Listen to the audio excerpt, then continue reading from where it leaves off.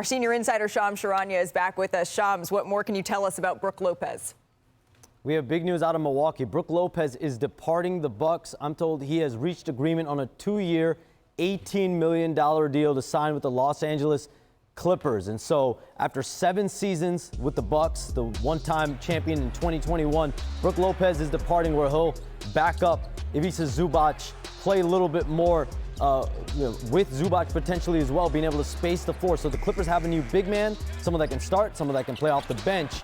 But Brook Lopez departs Milwaukee for the Clippers. Shams, thank you so very much. And a big man that can certainly shoot the ball as well. Brian, put this into context for us in the Los Angeles Clippers. So this hits a couple of teams. Obviously, the Clippers just got a high quality backup. Yes.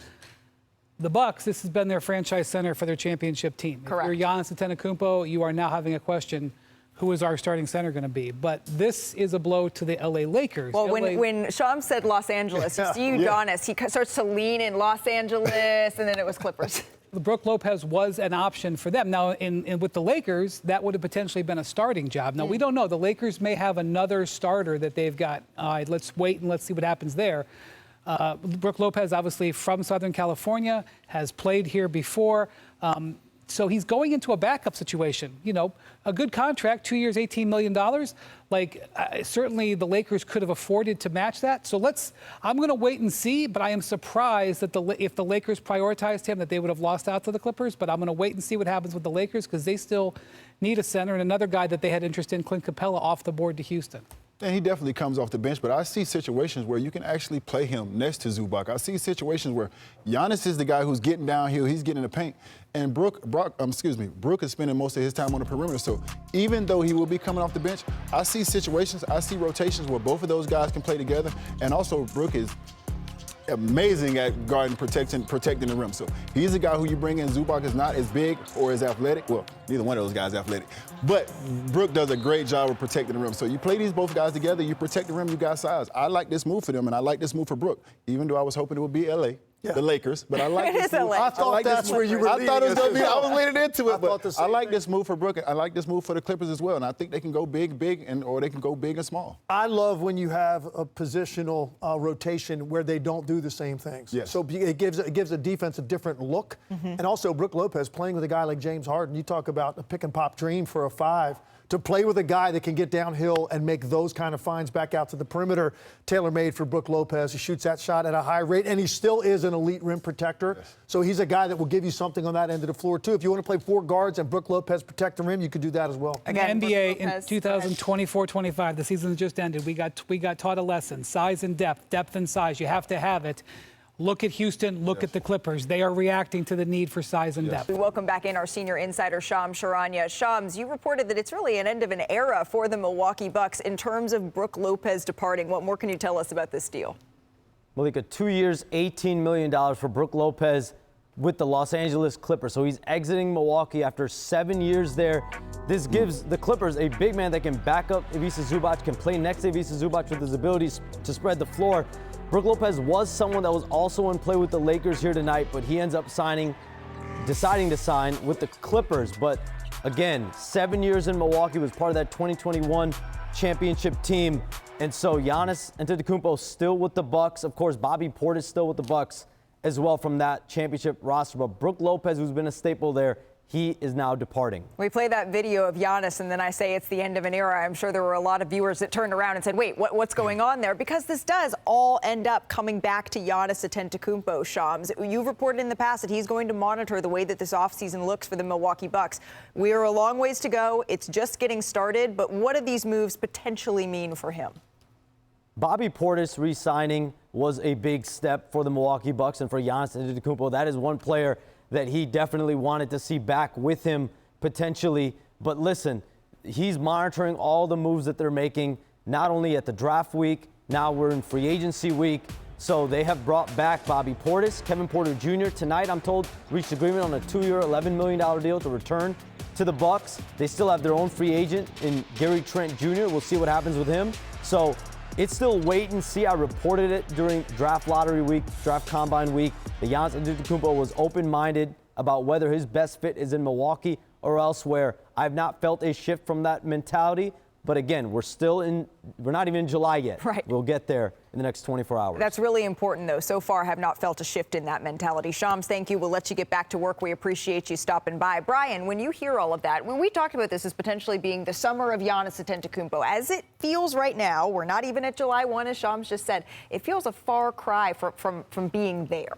It's sort of on the horizon. The teams are aware of it, but Giannis has gone overseas for his traditional summer with family, and he has not made any sort of move.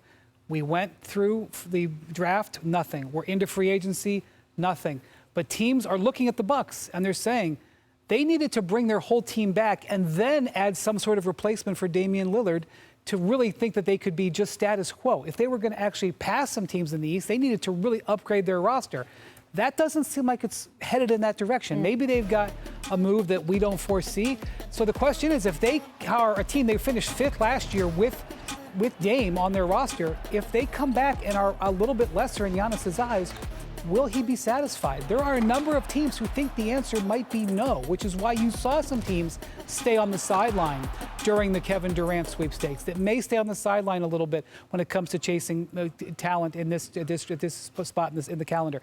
Because you look at a team like San Antonio, you look at a team like New York, you look at a team like Miami. These are teams that think if Giannis becomes available, like Golden State, like we talked to, that they could make a move. And that is definitely going to figure into their strategic planning right now. You've said that Giannis, the Bucks won't trade him unless he asks out, which makes all the sense in the world. So let's not shop Giannis before we're there. Let's look at the opposite side of this as we bring back in Bobby Marks. Bobby, what could we do here if you are the Milwaukee Bucks and you're looking to be able to upgrade this roster a bit? If you're looking to be able to upgrade as Milwaukee, again, we are not trying to ship off Giannis.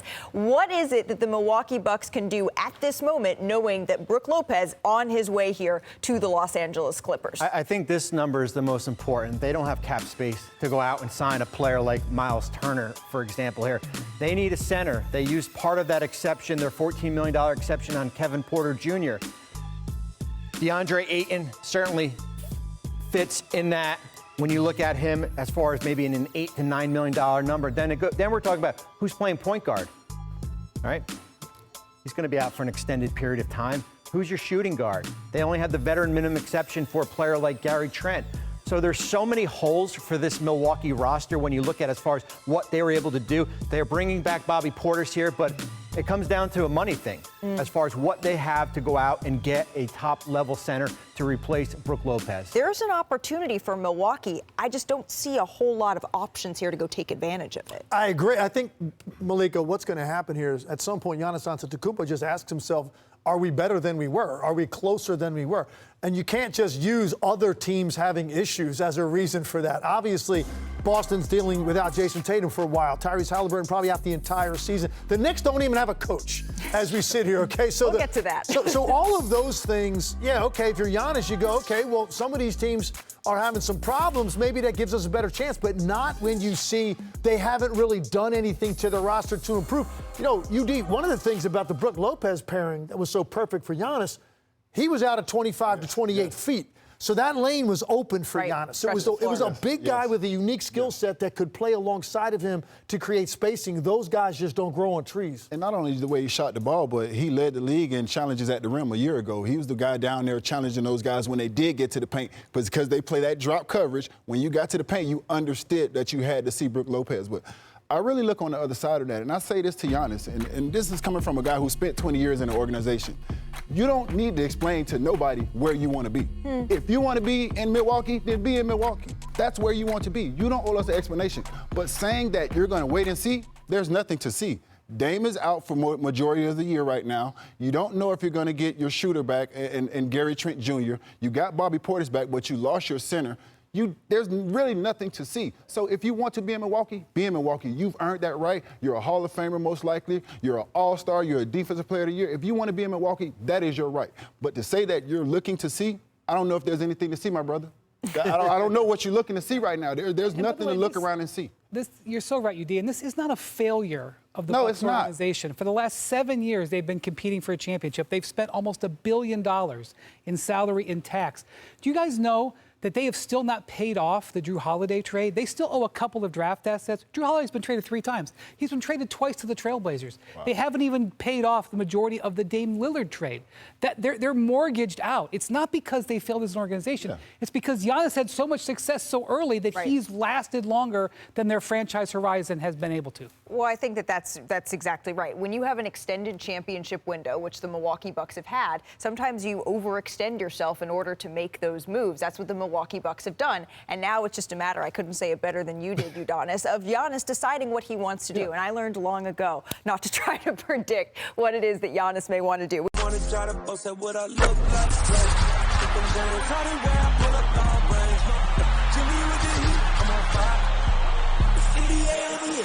NBA